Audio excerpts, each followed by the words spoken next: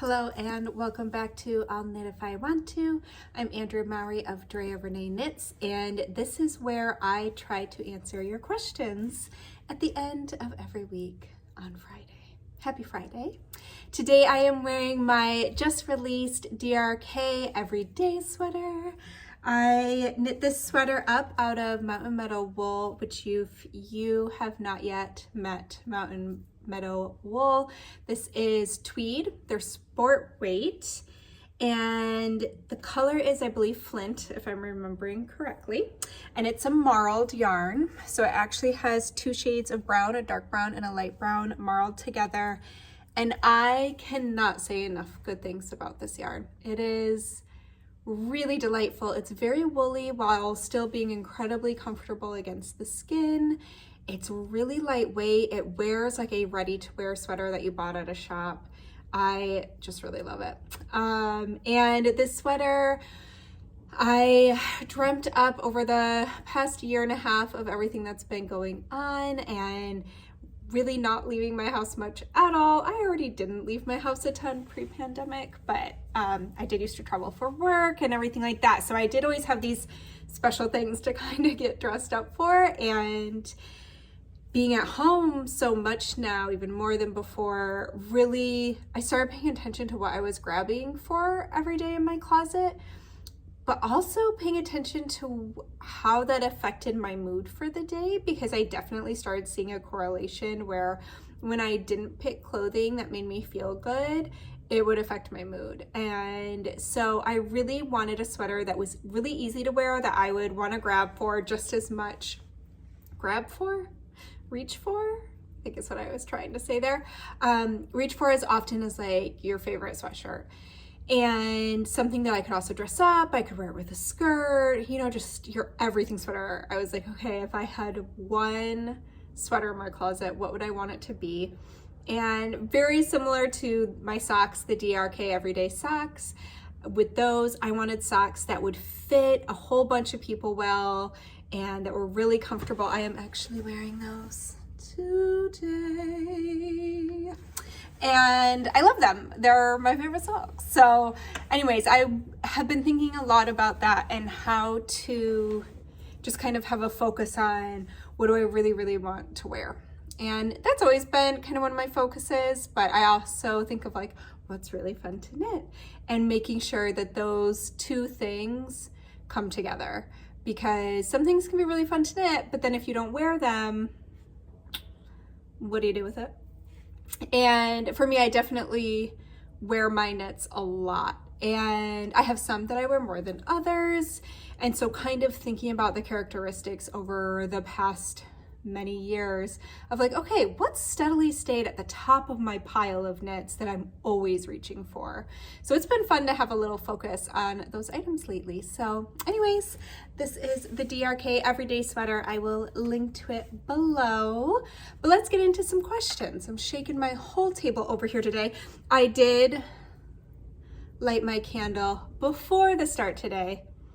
And actually I wanted to do, maybe I'll do it quick before I jump into the questions. So I wanted to do a little Hashimoto's update. I get a lot of emails since I first talked about my Hashimoto's many episodes before. And so I thought it would be nice to just revisit it. And yeah, for anybody else out there going through anything with an autoimmune disorder, I know for me, it can be nice when I hear other people talk about it. It helps me feel not alone in it. So I just thought I would do a quick update. I actually got an email from another knitter I know who was diagnosed with Hashimoto's this summer, and just cutting out gluten and a few other things. Her numbers have already changed significantly, and she's doing a lot better. So that made me super excited. Right now, I am basically getting tested yearly to see if the things I am trying are helping. I should say, I am not a doctor. You should consult your own doctor. I'm not trying to give anybody any advice. I'm just chatting about my own experience with Hashimoto's and celiac disease. Celiac's pretty clear cut. I just can't have gluten.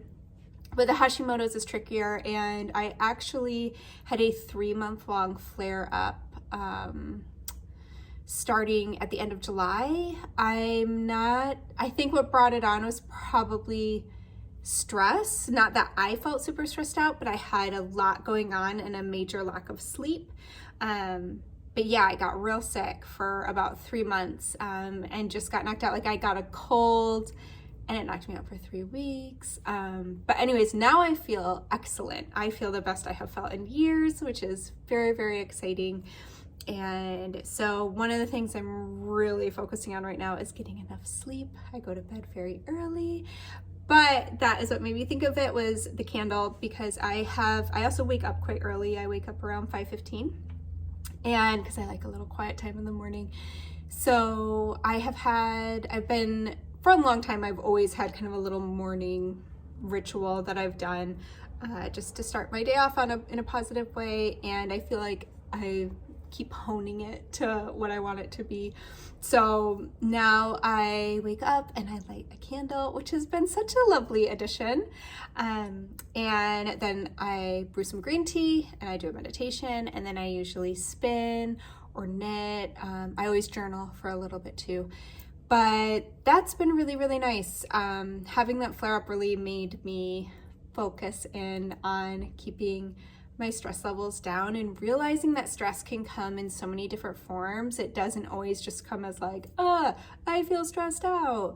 It can also come as like, oh, I went somewhere for a week and I didn't sleep like the whole time I was there, and then had kind of a crazy travel day, and then we had company, and then I had to fly back to Michigan to help out a family member, and all of that just very quickly added up, and my body's immune system just got knocked out. And so really trying to focus on that. And now I've been feeling super good, and yeah, all right. I guess I'll leave that there and move on to some questions. So question number 1, I really need help knowing how to decide on the difficulty level of a sweater in terms of how it is constructed, rather than whether it is mosaic or brioche. Any tips you can give? For example, do most people find knitting a sweater top down to be easier than bottom up, or the reverse? Which of your patterns would you recommend for a beginner? Thanks for any advice to help me not be so intimidated by sweaters. So I think that when it comes to construction, I almost feel like it's not so much the construction of the sweater that's going to determine the difficulty level for the knitter, as it will determine the difficulty level for the designer to design that sweater. The most basic sweater I would say is a drop shoulder, because it's a rectangle with tubes coming out. That's it. So that's really, really basic. But if you think about even a drop shoulder sweaters are, depending on the fit, they generally are always going to have short rows, because that's what's going to help that rectangle fit our sloping body better. So they're still going to have short rows. They're going to have decreases down the sleeve. If the sleeves are picked up, they're going to have picked up stitches. And then compare that to, like, I'm wearing a round yoke sweater. This has increases and decreases. So to me, I think it's all relative. So I have spoken a little bit before on why I avoid putting skill levels on any of my patterns, because I do believe it's relative. What may be easy for one person might be really hard for me or someone else, and vice versa. And so I like to stay away from that, from claiming something is easy when for some people it may not be, or hard, whatever. And so what I do is I do techniques to indulge in, and I think going through those lists and checking off, like, okay, I know how to increase. I feel pretty good with that. Short rows make me a little nervous, but okay, decreasing. And you can go through that list and you can see, okay, what can I already do here? What's already in my toolbox? What are things that I maybe am not super comfortable with, but I'm excited to learn? They're techniques I do want to get good at, so I don't mind having those in there. And what are no-nos, like that is not something that I think will be fun for me. It seems too challenging from where I'm at now, and it will take away from my enjoyment of knitting this piece. So that's how I would determine your own difficulty level for any pattern. Going back to, I think, what is like the bulk of your question, is there a construction that is easier than others? I really think that you're gonna use the same techniques in most sweaters.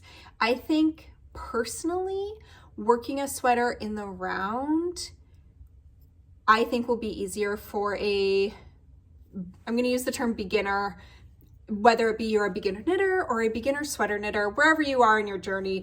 But if you're earlier on, I always think knitting in the round, being able to just stay in stockinette stitch is simpler to me. So I would say working a sweater that's knit in the round might be nice instead of starting with a cardigan, but that's not, you know, a lot of us learn how to knit a scarf to start off. So you might be like, I don't mind knitting flat. I think picking up a button band for a cardigan can be trickier though. So I think if I was gonna, like, my recommendation for a definite like first time sweater would actually be what I'm wearing. It would be the DRK Everyday Sweater, because it is, if you have done any increasing, like the yoke just uses make ones, and there are loads of videos for how to do a make one if you are not familiar. The decreases are just knit two togethers and slip knits on the sleeve. So really the trickiest part of this pattern is the cast on and bind off. I do use a more advanced cast on and bind off, because this sweater, I wanted to keep the aesthetic very minimal and like clean, but that meant I also wanted to focus on some of those details. And this is by far my favorite cast on and bind off, because I just think it looks like so polished and nice. But you can easily swap in different ones, and I give recommendations in the pattern of the ones I would pick, along with video tutorials for all of them. I think knitting it from the top down, one, it sounds like you need to boost your sweater confidence is where you're at. And so I do think that knitting a sweater top down might be really nice for you, because you'll be able to try it on as you go, which will help you feel more confident as you're knitting it that it's working out the way you would like it to. So outside of the cast on and bind off, which you can swap out, the only other thing would be short rows. And if you're not comfortable with short rows, I have said it before, Carol Feller has a free short row class on craftsy.com, and I highly recommend taking it. I think it's fairly short. She takes you through a few different short row techniques, which are fairly interchangeable in most patterns, and it will make it so much simpler if you have not done short rows yet. And besides that, I mean, this is you start with the trickiest bit, and it's only tricky because you're increasing. Once you get to the body, you're just knitting. So yeah, that would be my suggestion. And I also think, so we've talked about drop shoulder. Raglan is literally the same thing as round yoke. The only difference is all the increases take place on a raglan instead of throughout the entire yoke. So those are fairly interchangeable. A lot of people have knit my So Faded as a first sweater. So you could also try that one if a round yoke's not your style. A lot of people have also done the Weekender, which is a drop shoulder. So that one is also that one is bottom up, but a bunch of people have knit that as their first sweater pattern. So, and then what you'll figure out as you kind of dabble in some different styles, you'll also see what do you enjoy the most and what do you like wearing the most. And I think those are important factors too. All right, so I hope that helps. All right, question number 2. You know, I'm just gonna write a note because I feel like I ended up saying so many things there. So I said So Faded, I said the Weekender, and I said Carol Feller's class. Okay. I really try to give y'all links when I say something, because I know for me, if I watch something or somebody says something, I'm like, but wait, I want to know what that was. And I'll forget if I'm watching. So I try hard to remember to put links in for y'all. Any links I do put in, you can find in the show notes. So right below this video box, it'll be like the title of the show, and it'll say show more, and you just click that and you'll be able to find everything. All right, question number 2. I have just started on the Stria Cardigan, and I wonder how you will weave in the ends in Half Fisherman's rib when you are knitting small stripes. So, I wish I had that sweater up here. You can absolutely just do duplicate stitch, which is what I would do. So I have multiple videos. Write myself a little note again here. Weaving in the ends video. Okay, so I have videos on how to do duplicate stitch to weave in ends, and that's all I did. So I just went over, you're gonna weave in your ends. I wish I had a swatch. Right, you're gonna weave in your ends just like following that row like this. So you're not gonna weave them in this way, you're gonna go this way, and weave them all in. That's it, it's pretty simple. All right. Oh, so I have gotten this question loads of times and I always forget to answer it. So I'm going to answer it now. What camera do you use to film your videos? The quality is so crisp and clean. Well, thank you. I just use my phone. It's nothing fancy. I do not have any like YouTube channel gear. To make sure, when I first did this, I started this during last year's DRK Sweater knit along, the March to May knit along, and it's a pretty hectic time for me, and so I knew I had to keep things as simple as possible or I wouldn't be able to keep up with it. So anyways, I keep things very low tech. I am not a big technology person. It's just not where I guess my energy goes. So yeah, I just use my phone, face it towards me. I did finally buy like something that it can stand on, because originally I used to I have a bookshelf right here, and it would fall off sometimes in the middle of a video. So I did finally invest in a little arm to stick it onto, but that's it. Nothing super fancy. I do try to wear earbuds. I have not always gotten them to connect properly, which I didn't realize till after the fact on some videos. So sometimes I'm like, oh, my earbuds must have not clicked on, because I'll notice like when I move my head, the sound changes. But I do try to put those on, especially if I need to go grab something so y'all can still hear me. And like right now, it's a holiday, my kids are home. So I try to minimize their noise by focusing on my noise. Anyways, I just use my phone. Okay, how would I go about adding an I-cord edging to a scarf pattern? So I thought this was such a fun question. I love an I-cord edging. I think it's a beautiful way to encase scarves, cardigans, shawls. The gray shawl Hoarfrost behind me, there she is. Ta-da! That's encased in an I-cord. I should grab it and show you, shouldn't I? I'll do that. All right, so it's very simple.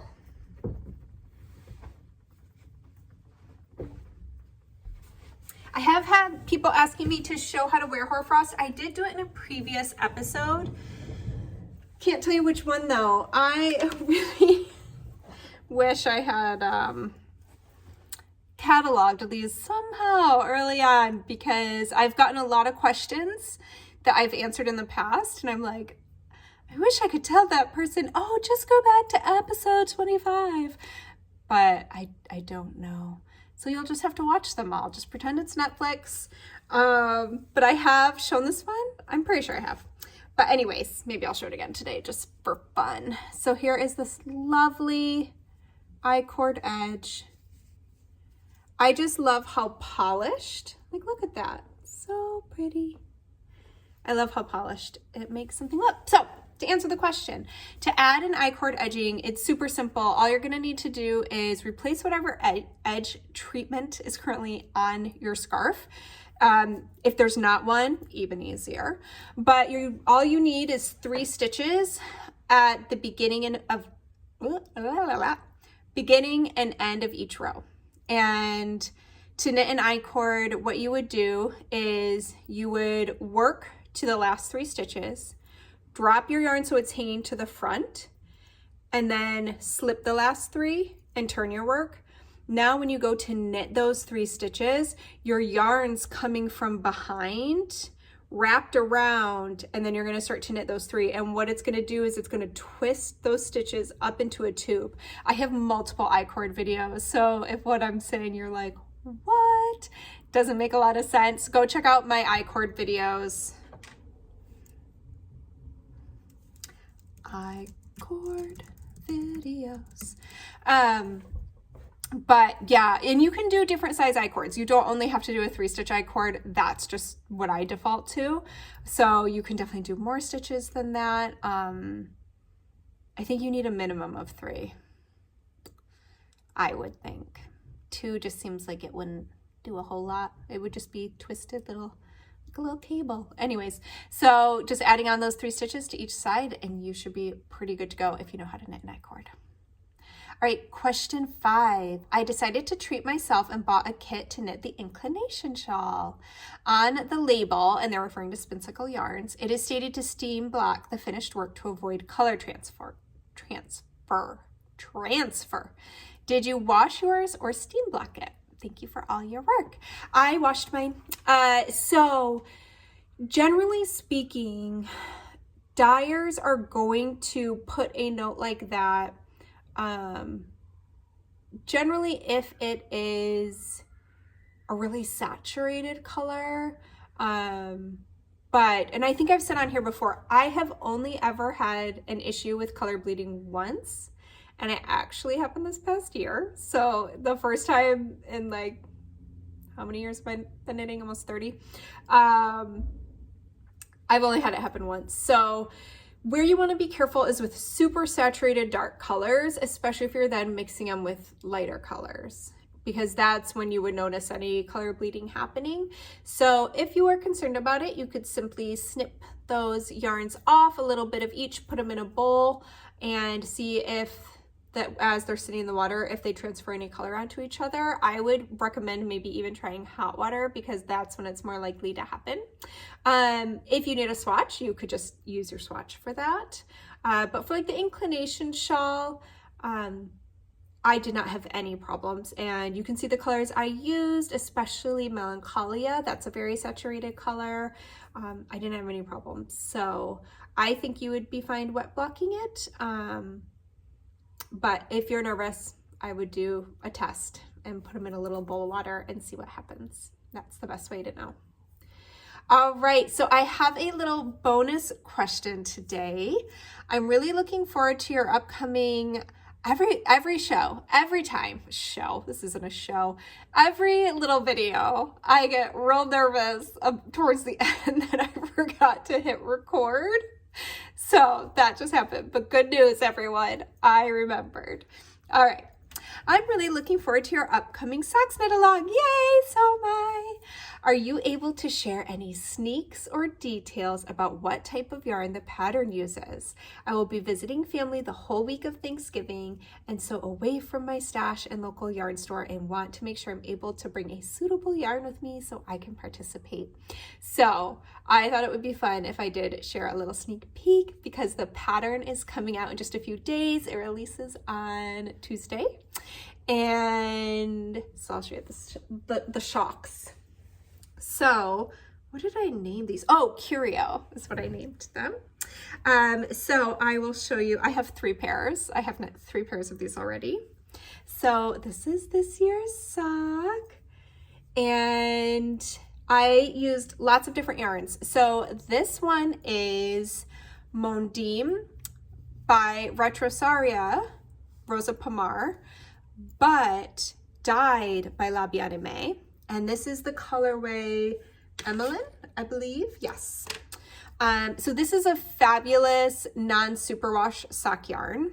And then I used Spin Cycle, dyed in the wool, the Meadows for my little stripes there.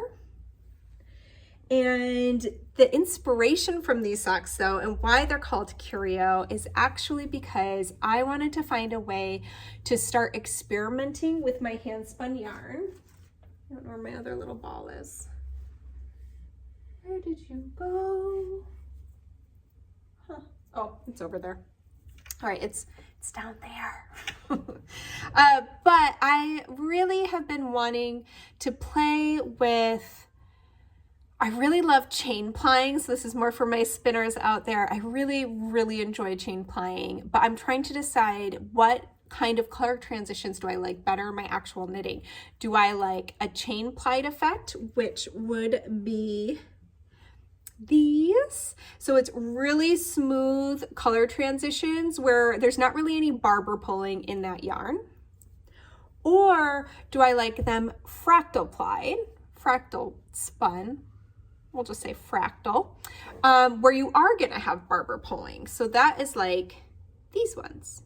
Now what's interesting is from a distance, I feel like,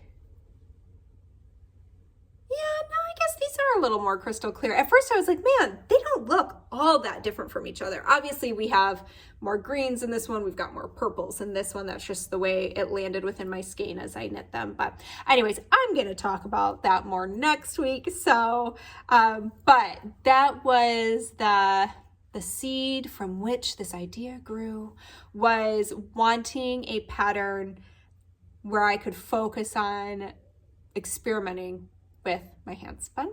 But that is why I then used Spin Cycle yarns, because their yarn is so similar to a hand spun yarn. So for those of you that don't spin, you have an option as well. This again, I did use in this one, it is the Retrosaria Mondim. That's just the natural, the undyed. And then these, which at the end, of course, I couldn't just knit them the same as the first two pairs. This was my third pair I knit, and I wanted to play with using reverse stockinette for the stripes. So I knit them inside out, which was really fun and is going to be a bonus part to the pattern. So you'll actually get both if you buy the pattern. You'll get instructions on how to do both. And these beauties are from Walla Walla, Pearl 2 Walla Walla. Right? I'm saying that right. Yarn shop in Walla Walla, Washington. And this is their new house dyed yarn that they do. And this is a super, super soft, I think it's like a 75-25 merino nylon. So also going to be really hard wearing with that nylon, and soft, great for gift knitting socks. I think that's a great option. And then this is their custom colorway from Spin Cycle. So this is Cloud 9, which I really love, all those pinks and turquoises. So, and equally, you could also just use solid colors. They would be great stash busters. So that'll come out Tuesday. All right, let's do a quick shawl try on. I will just start with Hoarfrost because it's right here, and I'll try it on again. Instead of making you go there and watch all my old videos. So I start with the plain edge. So the way Hoarfrost is that it has this beautiful textured section, and then we get fancy at the end with some worsted weight lace, which I love because it's like putting it under a microscope. And so I start with my textured side, which is also the longer, skinnier side of this triangle. And I put that over my shoulder. And then I just take my remaining side and put that over. And I like then how you get the lace on both sides, a little texture in between. And there we go. That is Hoarfrost. But now I will show you the actual shawl that I picked for today, because I do not think I've done liminal. And last week somebody said, I love all the asymmetrical shawls, but I need to see a triangle shawl, which I did show last week with the golden hour, but I wanted, but I was like, you know, people really do knit a lot of triangle shawls, so they're good to show. Somebody also asked, because I had mentioned how I throw an extra increase into my edges, and somebody said, how do you do that? It's written into my patterns, so you can just follow the pattern. If you are trying to adjust somebody else's pattern, I would recommend just doing like a yarn over on the edge there because the yarn overs just collapse once the shawl's all knit up. So when you're knitting it, you'll think that you see like a little hole. Boop. And then as you wear it, they just kind of collapse on themselves. So that is what I would recommend. 1 minute. I've got another note that I don't want to forget. So I'm gonna go ahead and type it. All right. So as I said, this is the liminal shawl. This is knit up in Kettle Co's yarn in their DK. And it's one of my favorite shawls. I actually just saw a finished project pop up on my Instagram the other day where somebody knit it in like a really woolly wool. And I was like, man, I love that shawl. I need to bring mine out because it had been a little while since I wore it. And I love, these are noopes. And then we have a little bit of brioche and then it's just garter. And I love it. I was like, man, I really like this shawl. And it has a sweet little picot edge. So just some of my favorite things all wrapped up in a shawl. All right, so again, I said this last week, you can just start in the center. So right now I have the center lined up, but once you're done wrapping it, which all it takes is putting a wingspan over each side, and this has really long wingspans. You shouldn't have any trouble with this falling off of your shoulders. But you can leave it here. I personally would then shift it to the side. And when it's cold, because this has some extra length, I like to tuck it up. Move a little closer here. I sometimes will even tuck that up to really keep me warm if I'm going outside. That's it. So, liminal shawl. Sock knit along happening. So the sock knit along will start in a couple weeks, but the pattern releases next week so that you have a little bit of time to get your supplies. And I think that's it.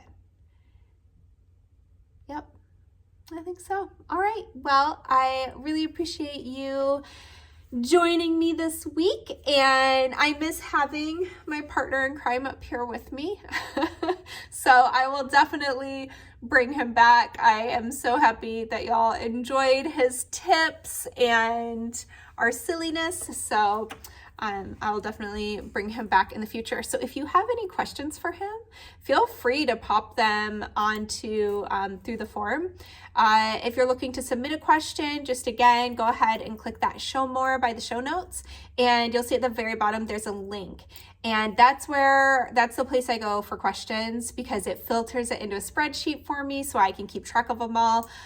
So if you can make sure to put your questions in there.